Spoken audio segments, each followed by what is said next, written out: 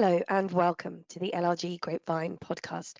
You're listening to Helen McGrath, LLG's Executive Director of Policy and Governance, and Dennis Hall, LLG Bulletin Editor. Hello, everybody. Well, we're already in the third week of January, and warnings are ramping up over council finances, audit completions, or lack thereof, and slow delivery of the levelling up agenda, with Deluxe Director General Will Garden quoted in the MJ as stating, "We are behind where we want to be." It's never a good feeling to go into the start of a brand new year already behind. I should know. But Dennis, let's get back to the fundamentals, the beating heart, as it were, of local authorities, the council's constitution. Well, Helen, yes, indeed. And let me begin with a question. What does a council constitution now look like that would withstand the challenges and pressures of modern-day local government, and one that might avoid the problems faced by so-called failing councils? Well, Birmingham are about to change theirs. So what are they looking at? Here's more. Birmingham City Council is set to embark on a comprehensive review of its constitution as part of efforts to ensure the council is financially secure following the issue of its Section 114 notice.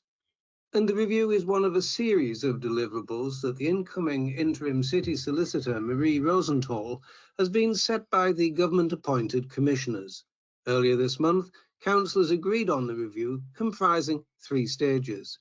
The first stage will focus on new terms of reference for the council's audit committee, which will align the committee with best practices set out by CIPFA. The initial stage will also involve an update to the constitution to reflect a new cabinet committee covering property.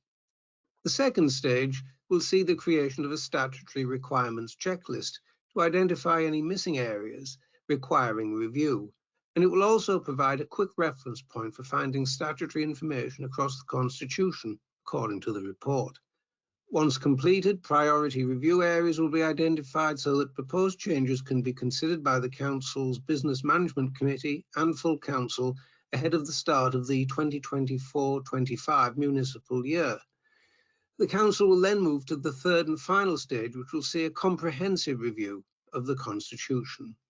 And the aim of this review is to make the Council's Constitution fit for purpose for a financially secure 21st century Council, and ensure a training programme is in place to enable both members and officers to understand and comply with its provisions ahead of the next administration in May 2026. The review will be supported by a recently formed cross-party working group which will consider governance changes suggested by members, officers and commissioners, and review areas of the Constitution to ensure they are fit for purpose. The working group will then put forward proposed changes for consideration by the full Council. The review will be informed from a number of sources according to the report, and these include comparative data from other core cities and CIPFA's nearest neighbours, good practice from other local authorities, and more generally information from NOLs on local authority meetings, manual of law and practice. Is it time to explore council constitutions more generally, perhaps? The recent increase in Section 114 notices being issued seems a timely opportunity to take a deep dive into this and examine what works and what doesn't, and what lessons have been learned so far. Helen. Well, constitutions should always be kept under review, in my opinion, Dennis. But it's one of those vital jobs that most lawyers generally don't relish with glee. If anybody disagrees with me on that and rather enjoys it, please let me know in the LLG forum. Now, where am I going to take us next? Well, the COVID inquiry. Remember that? It's still forging ahead with Module 2A on decision-making and political governance in the UK, and it's currently hearing evidence in Edinburgh. Quite understandably, the Post Office inquiry has dominated the news, but the local government sector would do well to continue to monitor the COVID inquiry because its findings will be of manifest importance to local government.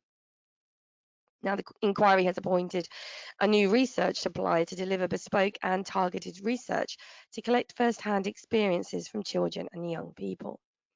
Independent research specialists Varian, previously Kantar Public, have been appointed to deliver a bespoke and targeted research project to collect first-hand experiences from children and young people as part of a large-scale research project. This will be combined with existing evidence on the impacts of the pandemic on children and young people. The insights from the research will be fed into the inquiry as legal evidence to inform questioning and the Chair's recommendations for the future. Model 2A has seen a very large amount of documentation before it, Dennis, with 8,746 pages of witness statements alone. Of course, there's no specific timescale for how long the inquiry will last, but Lady Hallett does not expect the public hearings to run beyond summer 2026. If so, that means the inquiry will have taken 4 years to complete, and indeed, time will need to be built in for the final report and the recommendations. Now, information is, of course, important, not just for lessons learned, but to make meaningful change. And Dennis, you've been looking at the role complaints can play in scrutiny. Indeed, I have. And in this next item, we'll look at a piece from Ed Hammond of the Centre for Governance and Scrutiny, who looks at how local authorities can benefit from examining information published by the local government and social care ombudsman. Here's the detail. Ed Hammond begins by saying, we have long recommended that council's scrutiny functions have their ear to the ground with regard to complaints made about council services. He emphasises that the way that councils deal with complaints and the way that they learn from complaints overall is a key part of the corporate governance process. A mature learning organisation, he says, identifies where it has made mistakes, it owns up to them, and it provides swift and appropriate remediation. And it also learns from these experiences. Dealing with complaints in this way helps us to be accountable to residents and recognises that on many matters, local people rely on the council for their security and their well-being. And he says we have to take these responsibilities seriously. Complaints also provide vital evidence and insight to support scrutiny's work. And while scrutiny's role is not to look into individual complaints, scrutiny members and officers do need to be receptive when members of the public bring matters of concern to their attention, and need to be prepared to pick issues up if they seem to be systemic in nature. One example might be in relation to housing repairs, where many and frequent complaints from social housing tenants may be indicative of a wider problem around proactive and reactive maintenance. Now, councils have their own complaints processes, and scrutiny needs to have regard to the outcomes of those processes. This is not so much about the throughput of complaints as to their outcome. Do complainants go away satisfied? What are we doing to reduce the total number of complaints overall? And Hammond concludes his article by stressing that there are two sets of documents which are produced by the local government ombudsman that are likely to be of real benefit to scrutiny, and that he'd recommend that you have regard to in thinking about your future work plans if you are a scrutiny practitioner. First, there's the annual ombudsman letter, and second, there is the wider public-facing material that the local government ombudsman produces in support of its work throughout the year. Now, there's a lot of useful points in this article, and scrutiny practitioners would do well to take a closer look. Helen. Of course.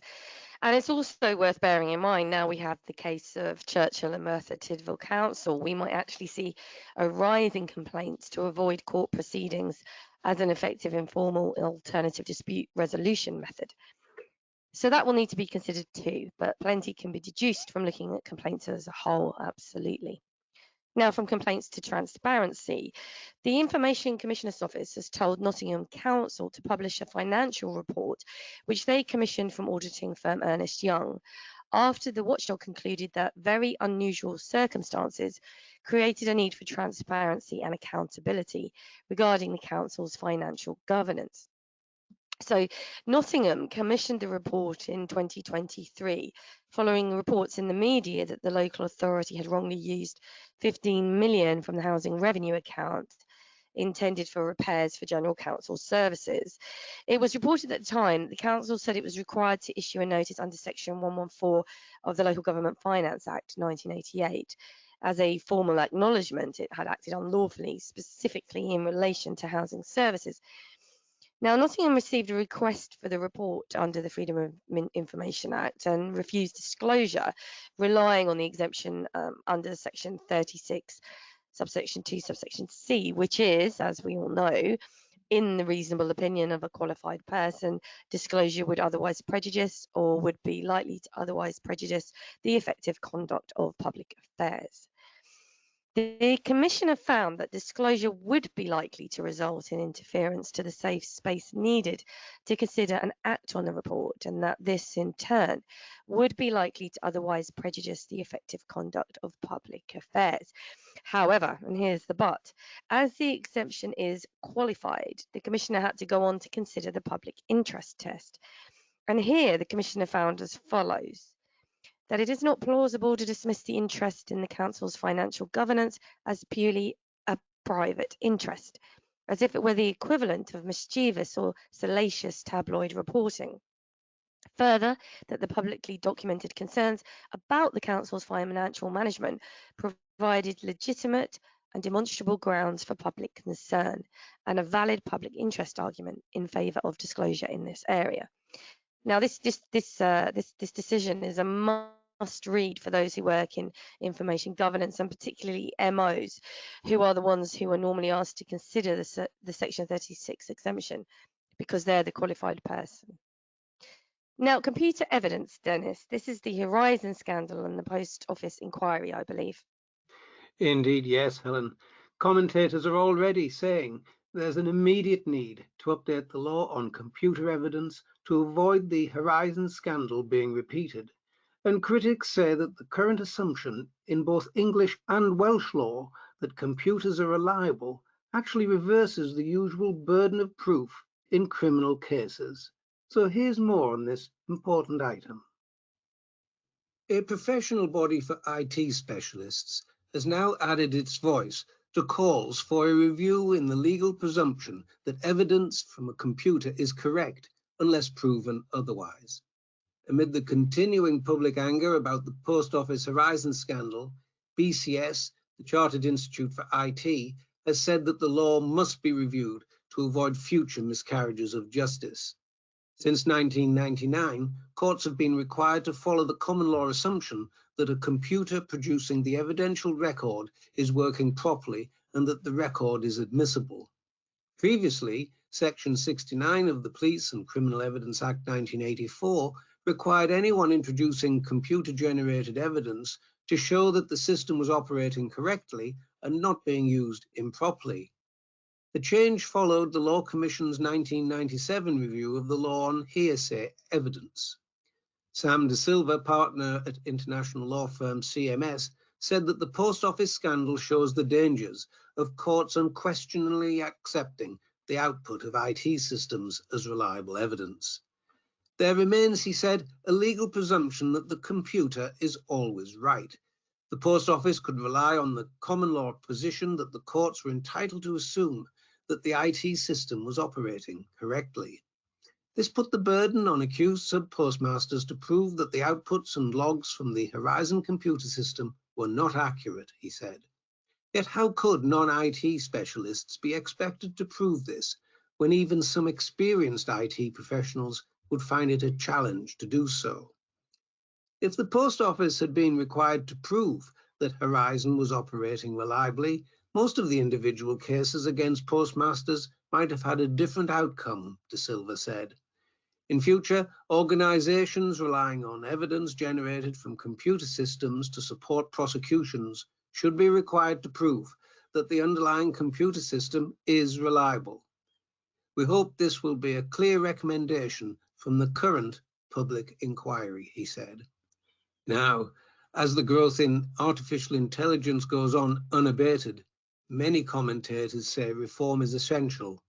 And after the Post Office scandal, change on this issue must surely follow. Helen. Well, absolutely. And there are real dangers involved in AI, including, I was reading over the weekend, false reports discrediting individuals and fake news finding its way into AI. And then, of course, it gets recirculated and accepted as the truth. So Concerning indeed, Dennis, now finally from me, the Institute of Licensing has published an article on their website where they advise that the Minister of State for Crime Policing and Fire has written to licensing authorities on the provision of training for licensing practitioners and the collaboration between local licensing and planning regimes. In the letter, the Minister states that well-considered licensing and planning decisions are vital to ensuring our public spaces can thrive and prosper. These decisions form a crucial part of local endeavours to create safe and welcoming nighttime economies. Investing in local economies and public spaces is even more important as we continue the journey of recovery from the unprecedented global pandemic.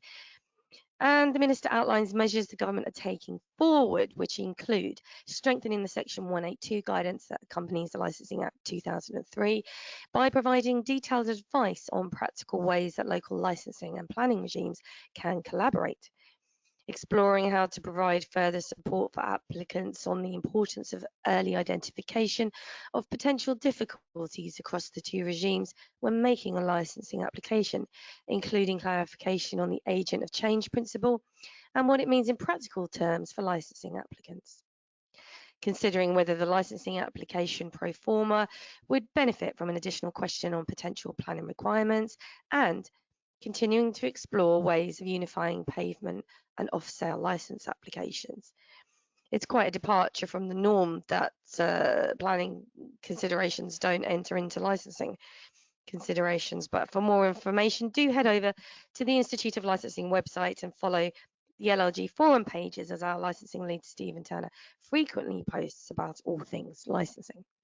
And on that note, you can read more on the items discussed today and many more besides by going to Bulletin number 2 of 2024, and it's available on the LLG website now. Or why not watch the LLG vlog, where this week Dennis and I will be discussing the debate on parliamentary democracy and standards in public life took place in the House of Lords on the 11th of January this year. So until next week, it's goodbye from me. And from me too. Goodbye.